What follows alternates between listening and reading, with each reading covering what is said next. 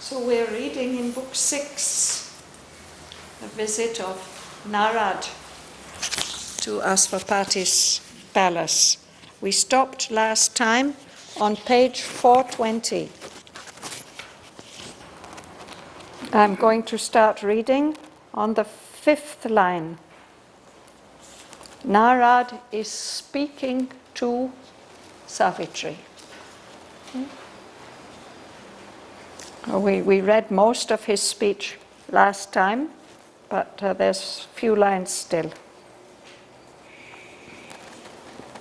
So he's addressing Savitri, thou, you. Moon bright, thou livest in thy inner bliss. Thou comest like a silver deer through groves of coral flowers and buds of glowing dreams, or fleeced like a wind goddess through leaves, or roamst, O ruby-eyed and snow-winged dove, flitting through thickets of thy pure desires in the unwounded beauty of thy soul.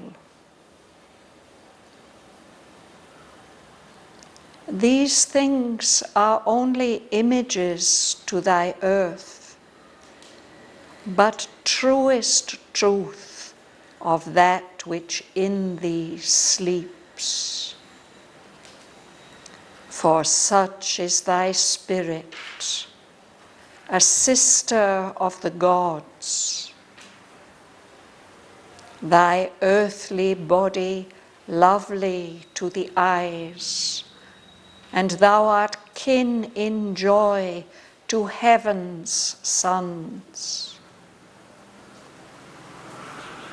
O thou who hast come to this great perilous world, now only seen through the splendor of thy dreams, where hardly love and beauty can live safe, thyself a being dangerously great, a soul alone in a golden house of thought, has lived walled in by the safety of thy dreams. On heights of happiness, leaving doom asleep, who hunts unseen the unconscious lives of men. If thy heart could live locked in the ideal's gold, as high, as happy might thy waking be, if for all time doom could be left to sleep.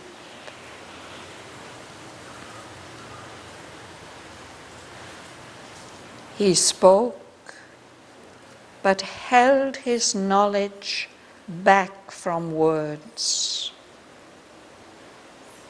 As a cloud plays with lightning's vivid laugh, but still holds back the thunder in its heart, only he let bright images escape. His speech, like glimmering music, veiled his thoughts. As a wind flatters the bright summer air, pitiful to mortals, only to them it spoke of living beauty and of present bliss. He hid in his all-knowing mind the rest. To those who hearkened to his celestial voice, the veil heaven's pity throws on future pain. The immortal sanction seemed of endless joy.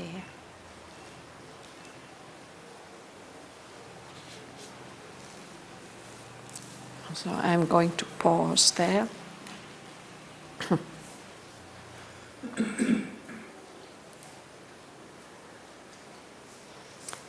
You will start, Bhavan? Yes. Moon bright, thou livest in thy inner bliss. Thou comest like a silver dew through groves of coral flowers and buds of glowing dreams, or flee like a winged goddess through leaves. O Romesh, O ruby-eyed and snow-winged thou, flitting through thickets of thy pure desire, in the unwounded beauty of thy soul. Thank you. So again, he's saying how beautiful she is as she arrives, changed by this enchantment of her love. He says, you are living bright like a moon. The full moon can be so bright, no?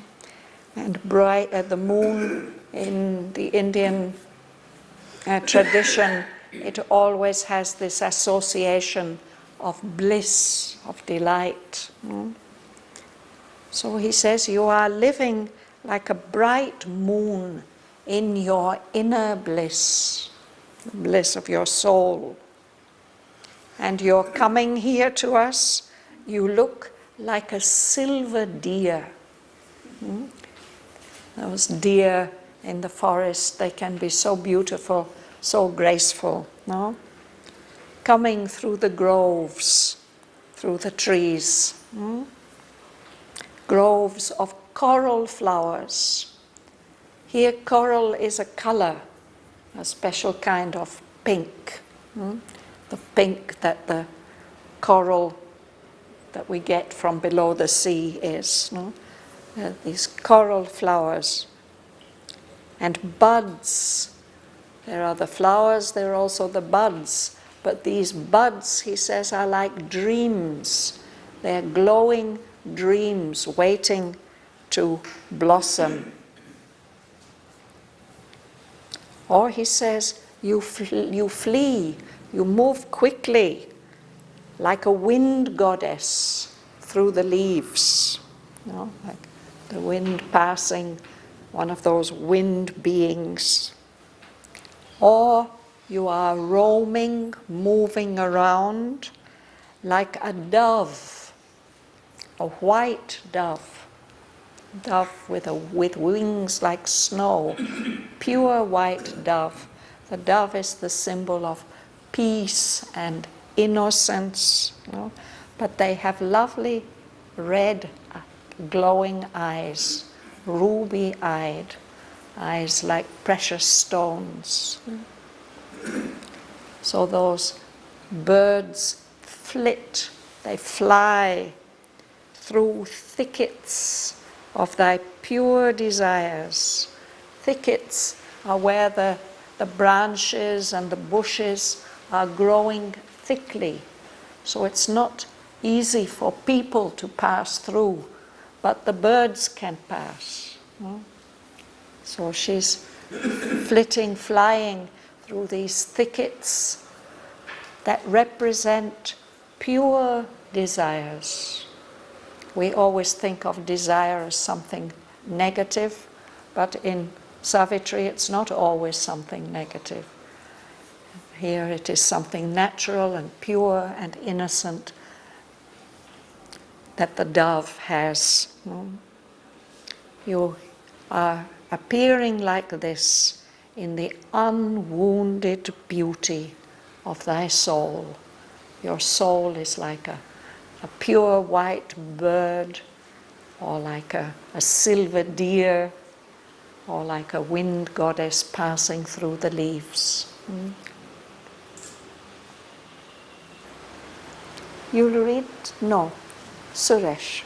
These things are only images to thy yet, but truth and truth of that which in thee sleeps. Yes. He says, these things which I'm saying about the deer and the dove and the wind goddess, he says, to your material part, to your earthly part, this seems like only images, comparisons, pictures.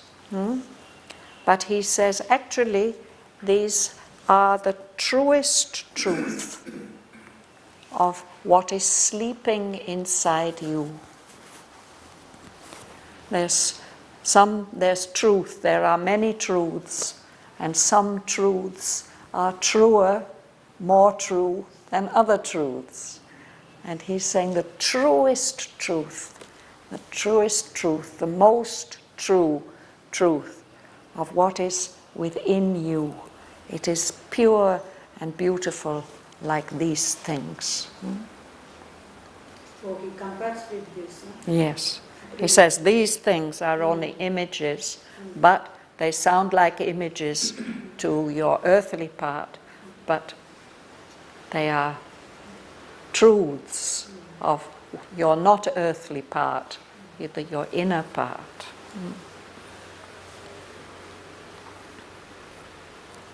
Mahalingam, what do you read? These things are only No, this we read, yeah. For such. The sister of the gods, the earthly body, lovely to the eyes, and thou art kin, joy to heaven's son. So he says, that's what your spirit is like. This purity, this innocence, this unwounded beauty. Because your spirit is a sister of the gods, of the divine beings. Your earthly body is lovely to the eyes, but it's lovely because your spirit within is lovely. And thou art kin in joy to heaven's sons. The sons of heaven, the divine beings, they are always in a state of joy and bliss. And you are closely related to them, your kin, the members of your family. So, in that joy that they feel and you feel, you are you're very closely related to those heavenly beings. André, you read? O thou who hast come to this great perilous world, now only seen through the splendor of thy dreams, where harder love and beauty can live safe, thyself a being dangerously great, the soul alone in a golden house of thought, has lived walled in by the safety of thy dreams. Yes. So he says, you've come from somewhere else. You've come to this great, dangerous world, perilous world. This world is full of danger. But you are seeing it, this world, not as it really is. You are seeing it through the splendor of your dreams. Because of your beautiful spirit, you have these wonderful dreams, this way of seeing the world in which everything is beautiful and full of delight. But he says this great perilous world where hardly love and beauty can live safe. This is such a dangerous world, and what is beautiful and what is love, what has to do with love, it's always under attack. And he says, you yourself are a being who is dangerous. You are dangerously great. It means that those who are great will have to face great dangers, have to deal with great dangers. Life will not be always simple and happy for you. You're not dangerous to others. You face dangers. She will have to face dangers. Yeah. He says, so far in your life, what's been happening is that your soul, alone, protected in this golden house of thought, you've been living in these golden dreams and thoughts. You've lived walled in, protected by the safety of your dreams. Nothing painful or dark has touched you. You like to read? Yes? Heights of happinesses, dreaming, doom and sleep. Who hands unseen, the unconscious lives of man. If they heart hold live floated in the ideal goal, as high, as happy, might they walk Waking. Before our time, doom cold be left to sleep. Yes. So this is quite a difficult sentence. What he's talking about is Savitri's heart. It's been protected, it's been living walled in by these dreams. So he says, if your heart could remain on these heights of happiness and leaving doom asleep, doom, misfortune, suffering,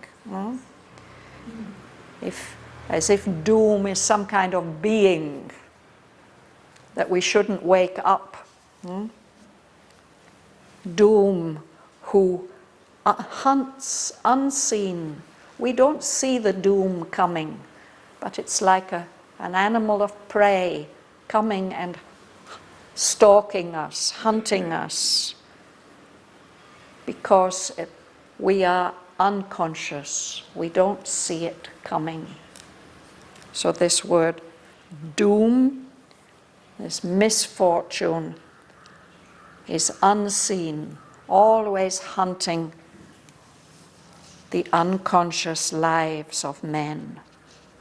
If your heart could live on those heights of happiness, leaving doom asleep, if your heart could live locked in, still protected, enclosed in the ideal's gold, in that pure golden atmosphere of the ideal on the higher levels of consciousness, then even when you wake up from these beautiful dreams, your waking up might be as high and as happy as the dreams themselves. No? And then he says, if for all time doom could be left to sleep, if it were only possible for that misfortune to be left sleeping, we say, let sleeping dogs lie, no? Don't wake them up. In the same way with doom, if he could stay asleep. So he's giving some kind of a little hint, but it's only a very small hint. He is not speaking out the full knowledge that he has.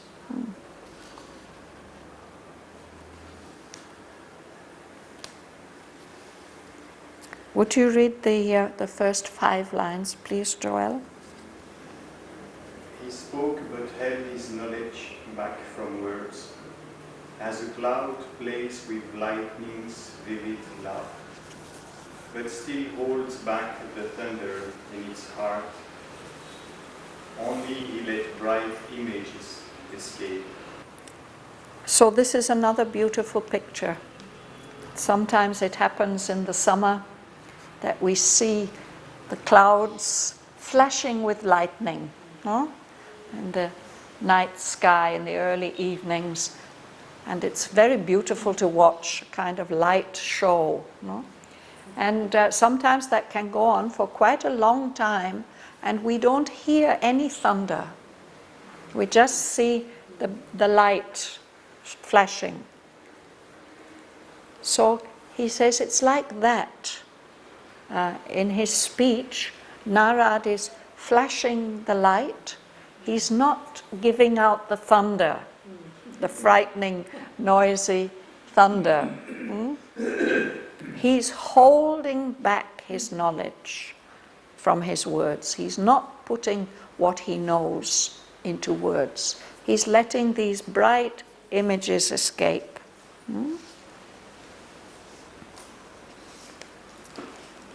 Gomsun? His speech like a glimmering music, bathed his thoughts, as a wind flatters the bright summer air. Pitiful to mortals, only to them it spoke. O living beauty and all present bliss. He hid in his own knowing mind the rest. So he's making this, he's letting out these beautiful images in his beautiful musical voice as a poet, as a singer. But Sri Aurobindo says it's like glimmering music, music that is playing with light, but it's veiling, it's hiding his thoughts. He's not letting what he knows and what he thinks be expressed in his words.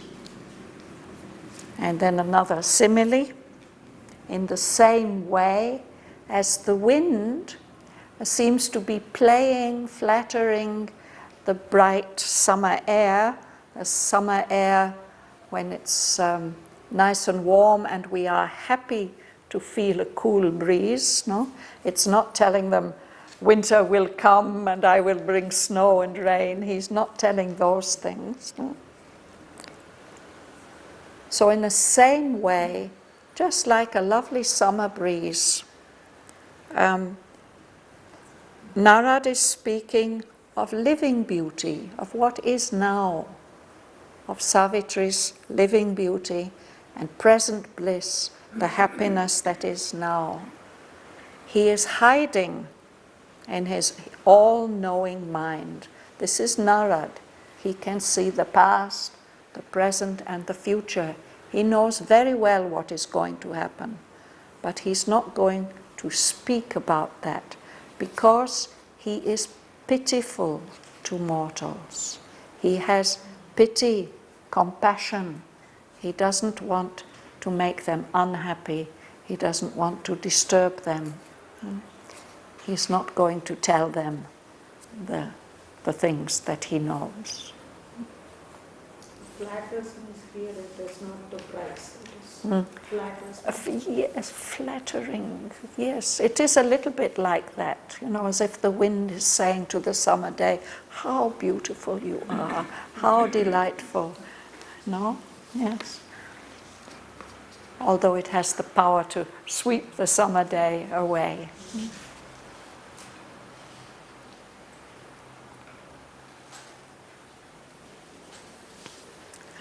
Patricia.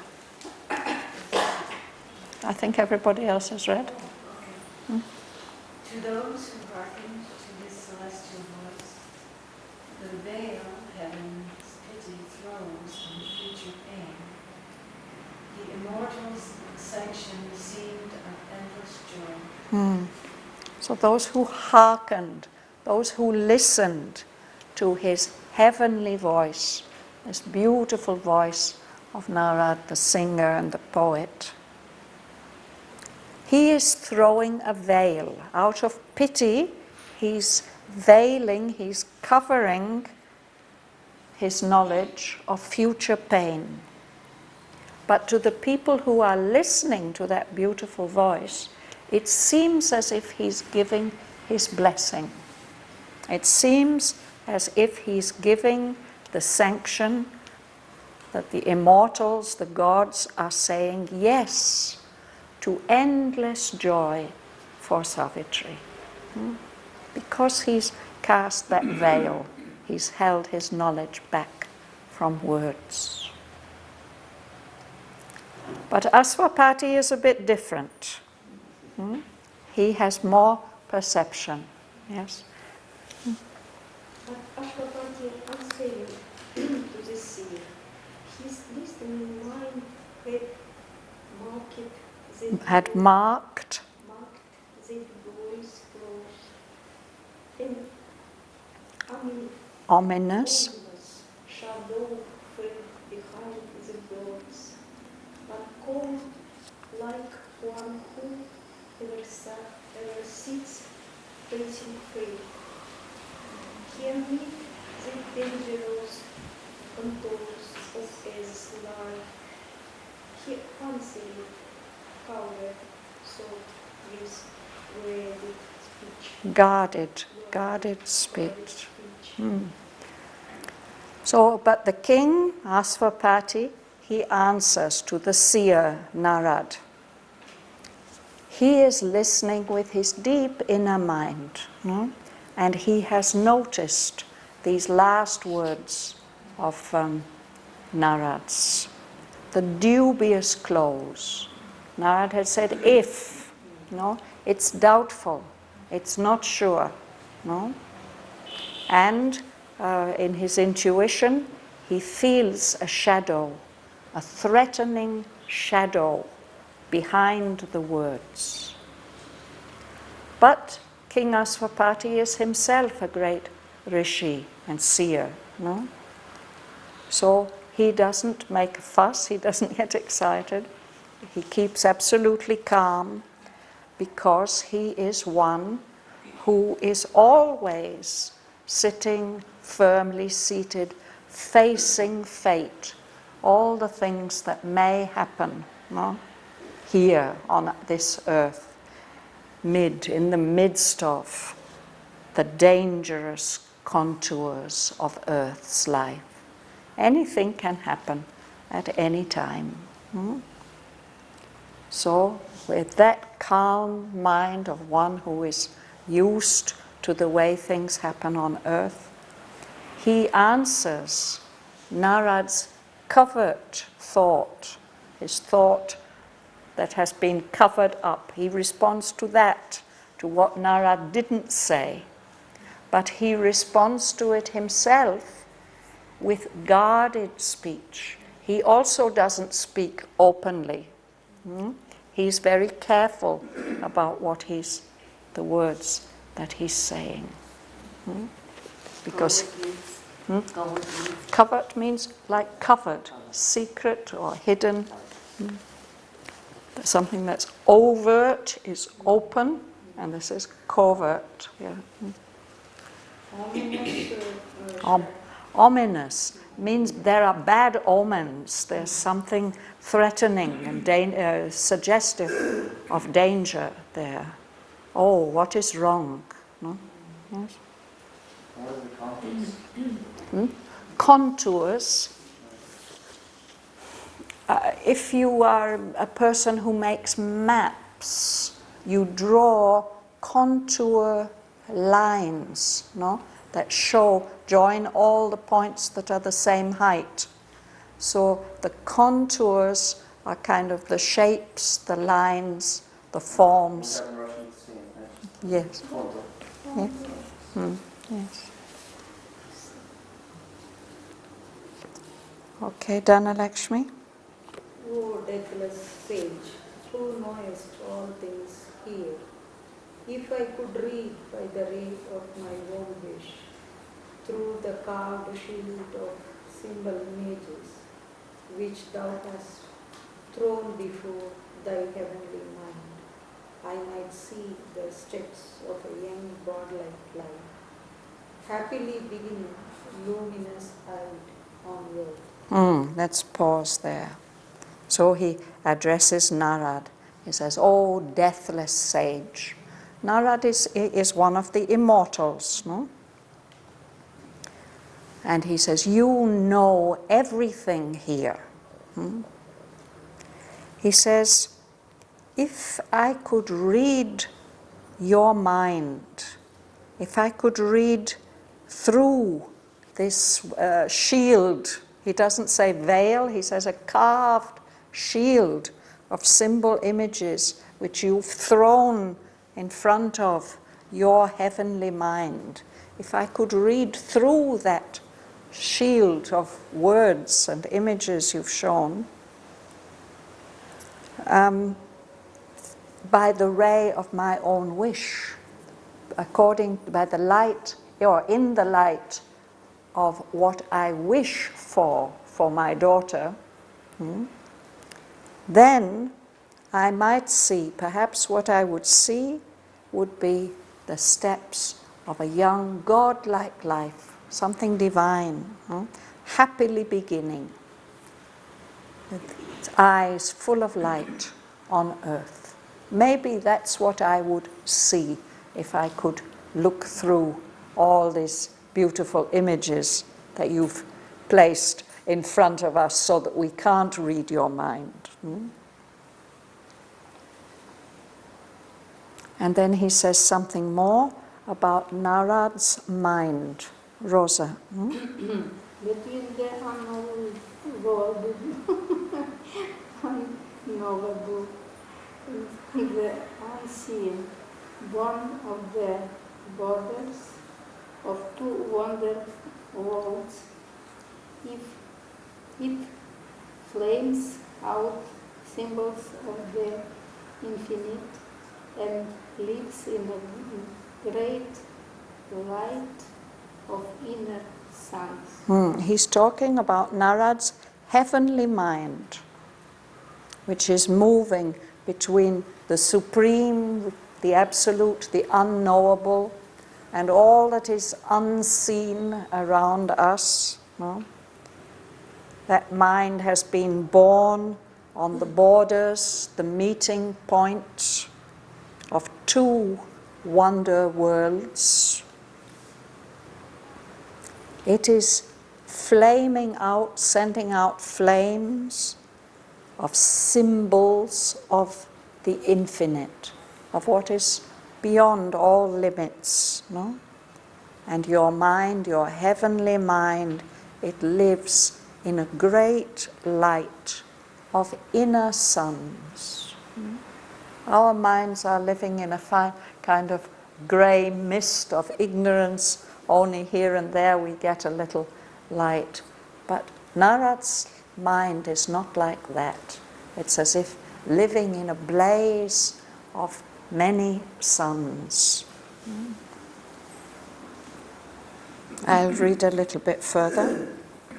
For it has read and broken the wizard seals. It has drunk of the immortal's wells of joy. It has looked across the jewel bars of heaven. It has entered the aspiring secrecy. It sees beyond terrestrial common things and communes with the powers that build the worlds, till through the shining gates and mystic streets of the city of lapis lazuli and pearl, proud deeds step forth, a rank and march of gods. So this is still Narad's mind. Asvapati is recalling the achievements of Narad. His mind has been able to read and to break the wizard seals, the seals of enchantment, perhaps the seals of Maya. A seal, when you want to send a letter through the post, you will seal it. You will close it.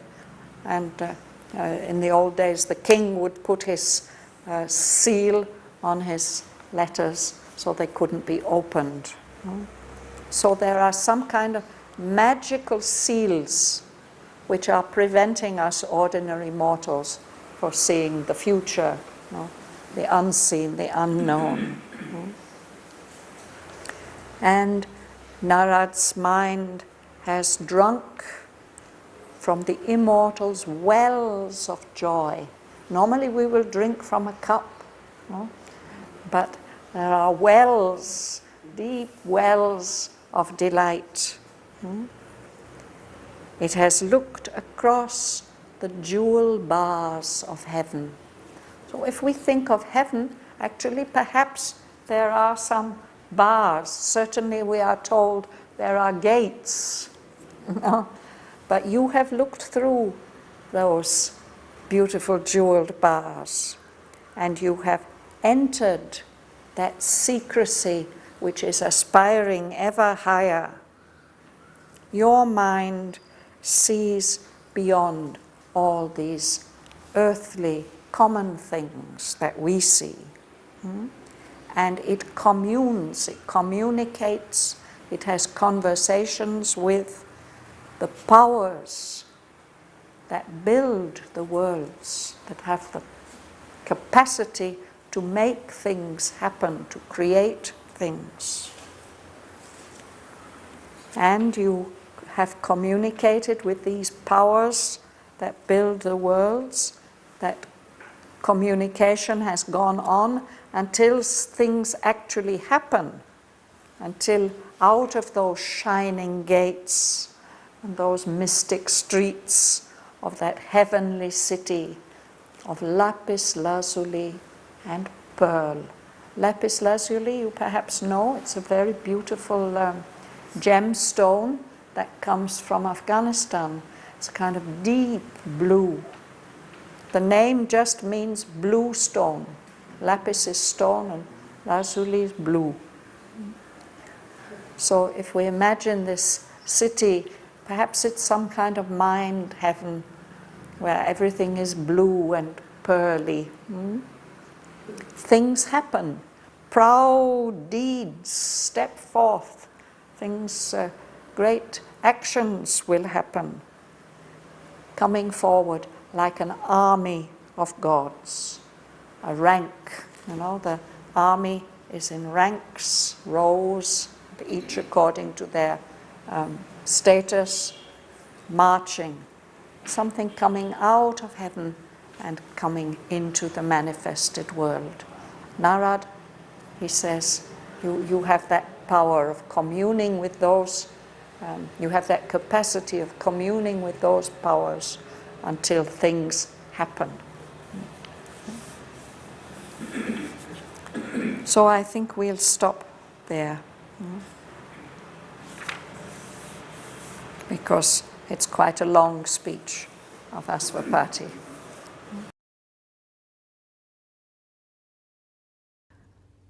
Moon bright thou livest in thy inner bliss.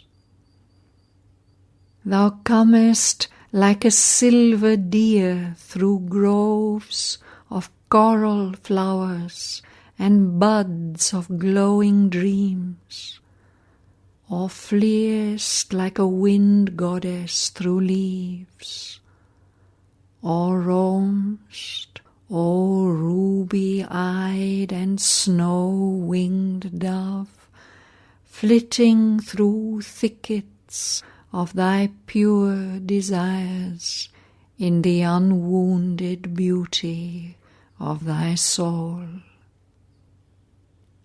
These things are only images to thy earth, but truest truth of that which in thee sleeps. lips.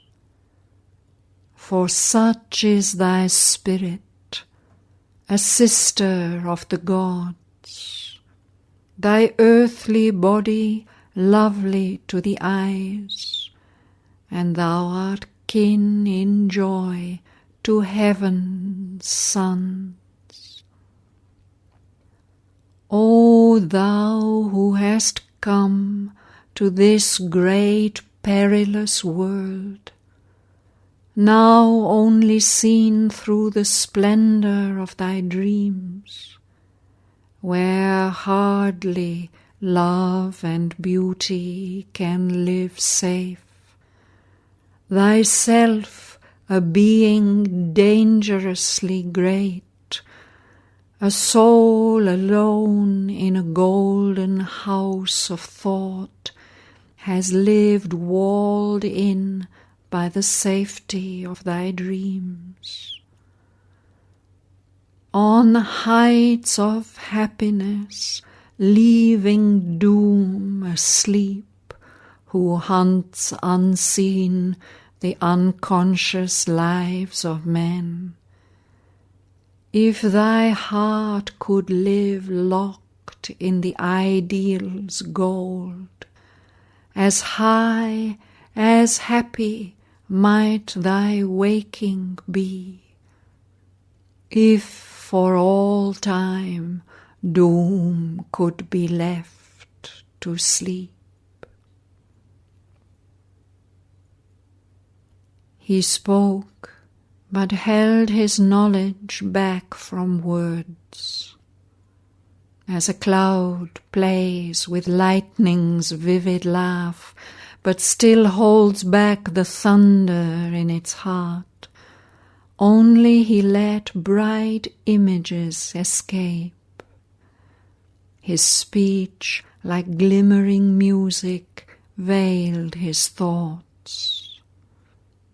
As a wind flatters the bright summer air, pitiful to mortals, only to them it spoke of living beauty and of present bliss. He hid in his all-knowing mind the rest. To those who hearkened to his celestial voice, the veil heaven's pity throws on future pain, the immortal sanction seemed of endless joy. But Aswapati answered to the seer. His listening mind had marked the dubious close. An ominous shadow felt behind the words. But calm like one who ever sits facing fate, here mid the dangerous contours of earth's life, he answered covert thought with guarded speech. O deathless sage, who knowest all things here, if I could read by the ray of my own wish through the carved shield of symbol images which thou hast thrown before thy heavenly mind, I might see the steps of a young godlike life happily beginning, luminous-eyed on earth.